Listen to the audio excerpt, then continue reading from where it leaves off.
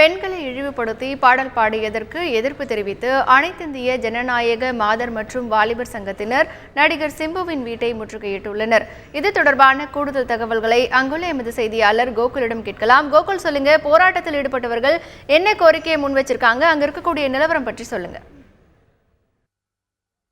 அதாவது பெண்களை இழிவுபடுத்தி பாடல் வெளியிட்டதாகவும் அது குறிப்பாக யூடியூப் இணையதளத்தில் வெளியாகி இருப்பதால் பெண்கள் தற்பொழுது அந்த பாடலை பாடிய நடிகர் சிம்புவோடைய இல்லத்தை முற்றுகையிட்டு போராட்டம் நடத்திட்டு இருக்காங்க. அந்த போராட்டத்துடைய நேரடி காட்சிகள் நீங்கள் நேரடியாக பார்க்கலாம். அதாவது ஏற்கனவே கோவையில் ஜனநாயக மாதர் சங்கத்தின் சார்பாக சிம்புவை கண்டித்து ஒரு போராட்டம் நடத்தப்பட்டது.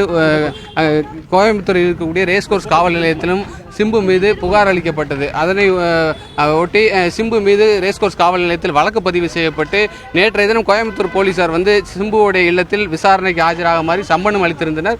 இந்நிலையில் இன்றைய தினம் சிம்பு சென்னை தியாகராய நகரில் இருக்கக்கூடிய சிம்புவோடைய இல்லத்தை ஜனநாயக மாதர் சங்கம் மற்றும் ஜனநாயக வாலிபர் சங்கத்தை சேர்ந்தவங்க முற்றுகையிட்டு போராட்டம் நடத்திட்டு இருக்காங்க.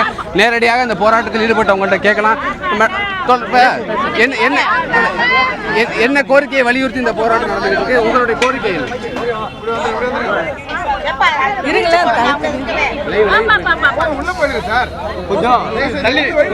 காவல்துறை சரியான வழக்கு என்பது பதிவு செய்யப்பட்டிருக்கிறது.